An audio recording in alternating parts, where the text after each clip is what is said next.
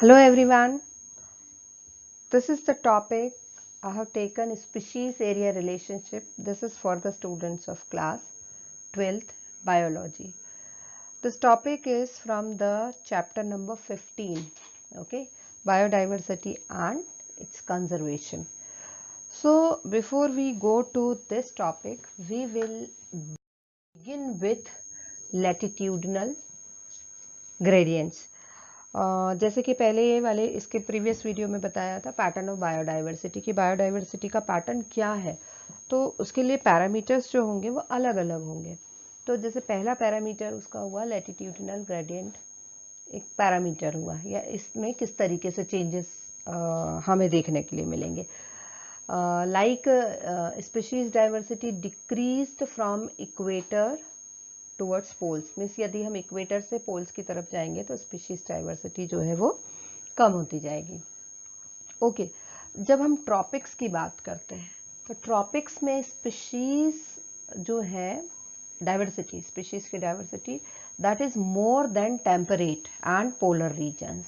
Okay, polar regions और temperate regions के comparison में ट्रॉपिक रीजन्स में ज़्यादा है।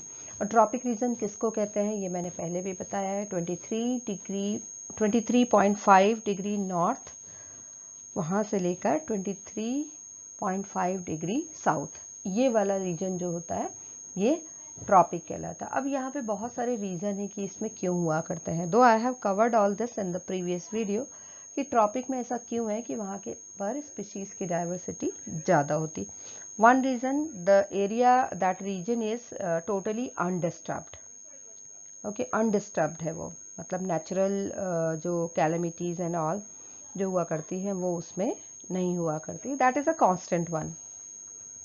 सेकेंड रीजन है कि this region is less seasonal, वहाँ पे सीजन चेंजेस जो है वो बहुत कम है, ओके, कांस्टेंट है। एंड जो थर्ड रीजन है कि ये रीजन जो होता है इसको सबसे ज़्यादा सोलर एनर्जी मिलती है। Okay, it receive so much of maximum of the solar energy as compared to the temperate and polar regions. So these are the reasons why the tropics harbor more species. Okay, we have the example यदि हम बात करते हैं Colombia जो कि equator के पास है, and there is 1400 species of birds, whereas New York, which is 41 degree north, has 105 species, and Greenland, which is 71 degree north, has 56 species, and India, which is at the equator region, has the 1200 species. तो इसी में हमें फ़र्क देखने के लिए मिल गया। Okay, कि जैसे जैसे हम पोल की तरफ जा रहे थे इक्वेटर से तो वहाँ पे स्पीशीज कम होते जा रही थी। ओके, सो ये पैटर्न हमको बायोडाइवर्सिटी का मिला, किसमें, लैटिट्यूडिनल ग्रेडियंट को यदि हम देखते हैं तो। Okay, so now second is species area relationship, which is the major topic for today's video. Okay, species area relationship ये क्या कहती है। ओके, हमें स्पीशीज और एरिया रिलेशनशिप को क्या है वो बताएं। So Alexander von Humboldt, Alexander von Humboldt क्या कहते हैं इस बारे में, who is a German naturalist and geographer. Okay, वो एक naturalist है और geographer, and he observed that within a region species richness increased with increasing explored area but up to a limit. ये हमें याद रखना होगा, यदि हम एक्सप्लोर्ड एरिया को बढ़ाते हैं तो स्पीशीज की रिचनेस भी बढ़ती है, but up to a limit, उसके बाद हम कितना भी एरिया बढ़ाते जाएं तो स्पीशीज रिचनेस जो होगी वो नहीं बढ़ेगी।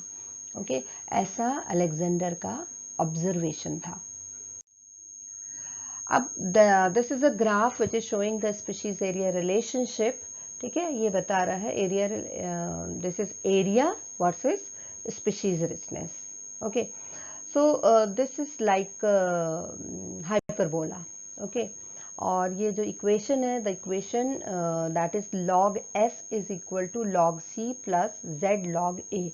अब ये सब क्या है, तो here S is species richness, okay, Z is the slope of the line, that is regression coefficient, A is the area, and C is the y-intercept.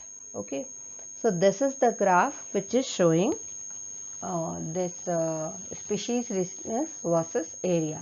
Okay, so you can see here and you can get the more details. So the relation between species richness and area for a wide variety of taxa such as angiosperm plants, birds, bats, freshwater fishes turn out to be a rectangular hyperbola, जो कि graph में भी देखा था. Okay, सो जो वहाँ पे एक इक्वेशन था, that is on a logarithmic scale, the relationship is a straight line. Okay, logarithmic scale, the relationship is a straight line described by the equation log s is equal to log c plus z log a. और ये तो मैंने बता ही दिया उसमें पहले ही कि वहाँ पे what is s, c and z. Okay, so the species area relationship among very large areas like the entire continent, जब हम पूरे entire continent के बारे में बात करेंगे, the slope of the line is much steeper. Okay, so here the z value in the range of 0.6 to 1.2. Okay, for example, for frugivorous, that is fruit eating birds and mammals in the tropical forest of different continents, the slope is found to be 1.15. Okay, so means we can conclude the z value ranges. Ecologists have found that z value ranges between 0.1 and 0.2 irrespective of the taxonomic group or the region. In a very large area like continents, z value ranges between 0.6 to 1.2. Okay, so this is the range, z value range. Okay, overall हमने जो देखा, ये इससे ये पता चलता है कि एक्सप्लोर्ड एरिया को बढ़ाते जाएं तो स्पीशीज रिचनेस भी बढ़ती जाएगी, but up to a limit only. Okay, thank you so much.